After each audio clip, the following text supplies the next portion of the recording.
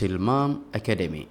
bismillahi raxmaan raxiim kusoo dhawaada koorskeena imtixaana ahaa ee English Vocabulary in Use chapterkiisii afraad ama unit 4.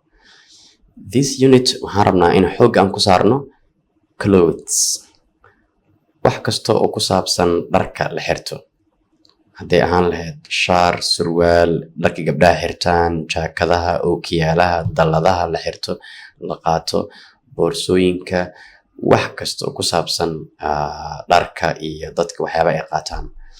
So let's see it one by one.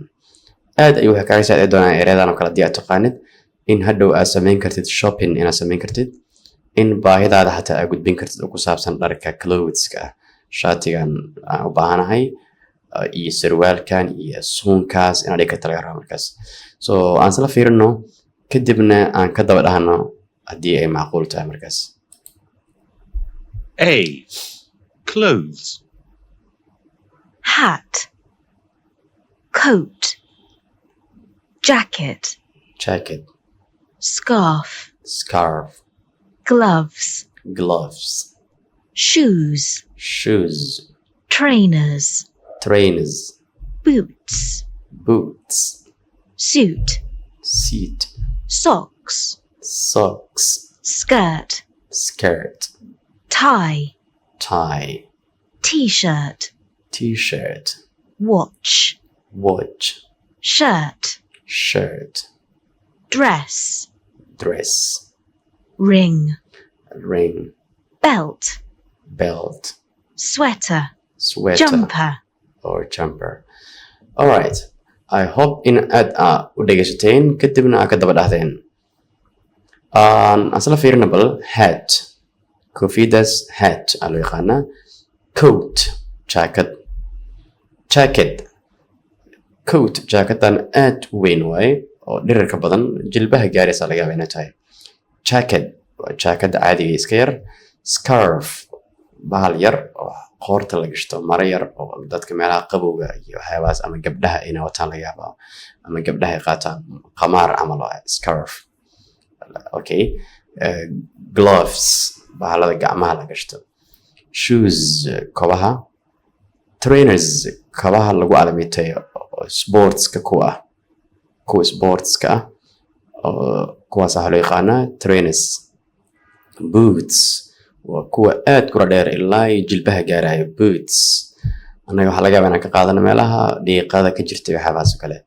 Suit, labadan isku jooggaas waxaan dhihi doonaa suit. Socks waa sigsaanta oo kabaha laga xirto. Dadka qaar waxaa laga yaabaa inay dhahaan sharabaad waxyaabahaas oo kale. Okay, skirt waa goonada.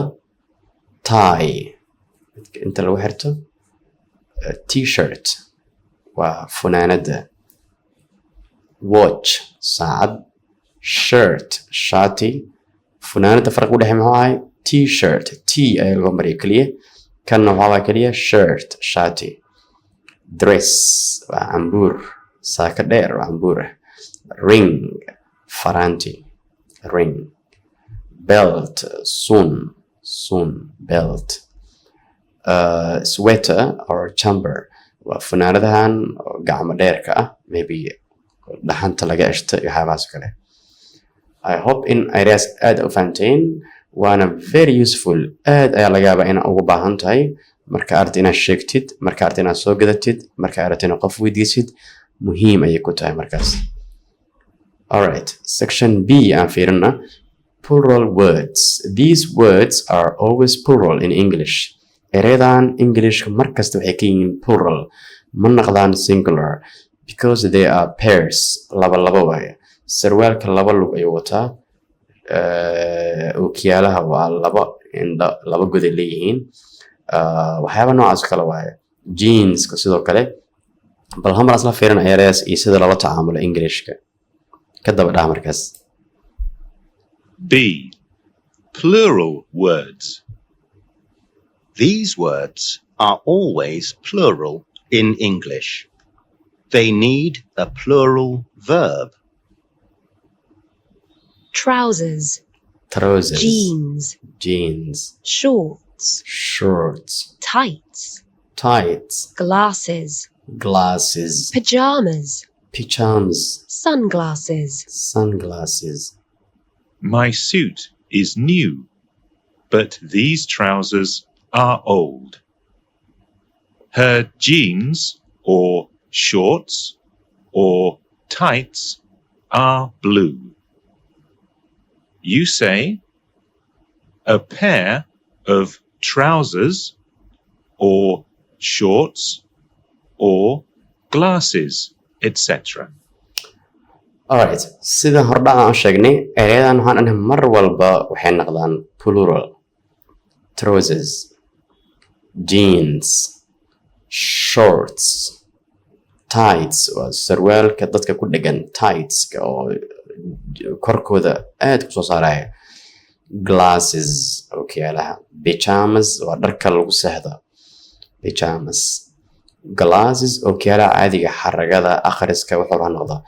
Sunglasses waa kuwa qoraxda laga xirto. Sunglasses. Okay.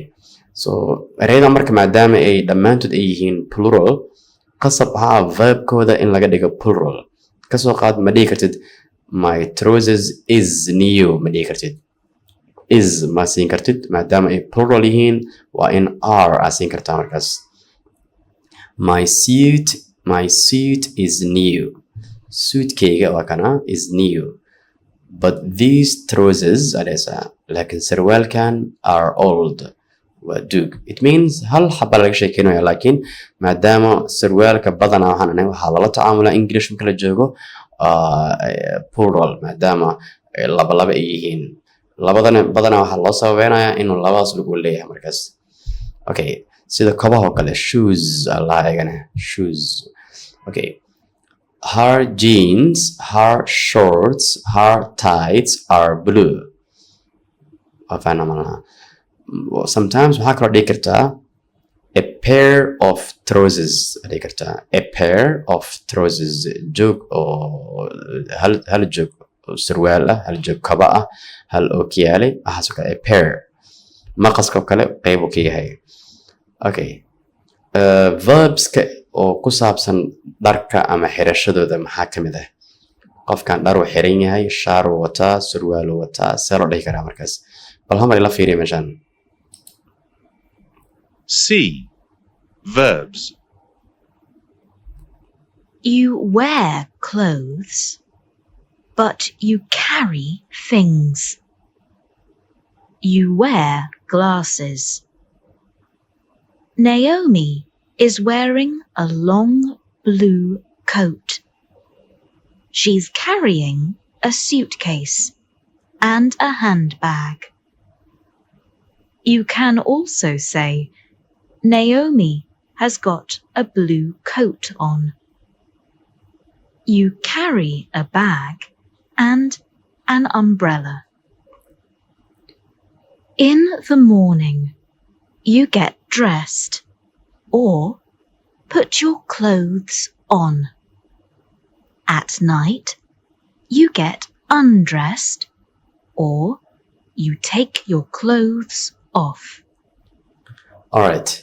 Markaad la fiirina marka verbska ay isticmaalaan. You wear clothes but you carry things. Dharka badanaa waa la xirtaa. You wear clothes but you carry things. Hadda waxay wadaa suitcase iyo boorso ayay wadataa mina. Waxaa saaro she is carrying a mobile. Mobile ayay wadaa. She is carrying a suitcase. Fahamsano? Haddii ay xiran tahayna waxaa dhahaysaa she is wearing a jeans. Dhahaysaa marka ereygaas muhiim waa. You wear clothes dharka waa la xirtaa but you carry things. Shay kasta oo aan la xirnayn oo la qaadayana carry aa loo isticmaali doonaa. You wear glasses. Ookiyaala badanaana wear aa loo isticmaali doonaa. Sida dharka oo kale waa. I'm wearing glasses. Dhahaysaa waxaan xiranahay ookiyaale. Naomi is wearing a long blue coat. Waxay hadda xiran tahay Naomi a long blue coat ayay xiran tahay. She's carrying a suitcase and handbag. Waxay wadataa suitcase oo dharka boorsooyinka shandada ayay wadataa and handbag iyo handbag boorsada gacanta.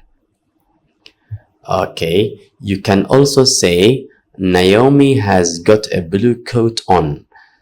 waxay wadataa jaakad buluug ayay wadataan waa dhihi kartaa. Naomi has got a blue coat on. waa dhihi kartaa saas. You carry a bag and an umbrella. waxaa wadataa a bag boorsana wadataa and an umbrella na wadataa dallad na wadataa. marka ereyadaas muhiim ah markaas waa ereyada laga isticmaalo dharka iyo shayaasha ah. Wear hadda baratay. I'm wearing a white shirt. I'm wearing a white shirt. Okay. I'm holding or I'm carrying a mobile phone. Or hold, not sometimes hold. I'm holding a mobile phone. Okay. All right. In the morning, you get dressed or put your clothes on. Subaxdii dharka ayaa xirtaa. Get dressed. Subaxdii dharka ayaa xirtaa. Opposite maxaa ku ah? At night, you get undressed. Marka habeenka la gaarana dharka ayaa iska bixiyaa micnaheeda. waxaa kaloo loo isticmaali karaa put your clothes on. Put on. Cagsi maxaa ku ah? Take off. tusaale ahaan shaatigaan xiranayaa waxaa dhahayaa I have to put on my shirt. hadhow markaas ka bixina waxaa dhahayaa sheeg I have to take off my shirt. Take off my shirt. Put on my shirt. You see? Get dressed. waa soo xirtay. Get undressed. waa iska furay. Okay? marka qaab noocaas kale muhiim waa ereyadaas. sidee marka u dhigi kartaa dharka ayaan gashanayaa, dharka ayaan iska bixinayaa, muhiim ayay ku tahay. In the morning I get dressed. waxaa kaloo dhigi kartaa in the morning I put on my clothes. dharkayga ayaan xirtaa. At night you get undressed or you take your clothes off. Common mistakes. maxaa kamid ah qaladaadka galaan? You put clothes on. Put on waay. ma dhigi kartid sidoo kalena take clothes off waay. marka cagsi ma ka dhigi kartid xirashada ama wax marka la gashanayo on waa put on waay. marka la iska bixinayana waxaa waaye take off waay. marka ma dhigi kartaa put clothes off. mis qaadan karta markaas. marka put clothes on waay. take clothes off ay noqonaysaa markaas. tip. waxaa lagu siinayaa tip like qish yar lagu siinayaa oo aad ku anfacaya laga wadaa tip. Tips.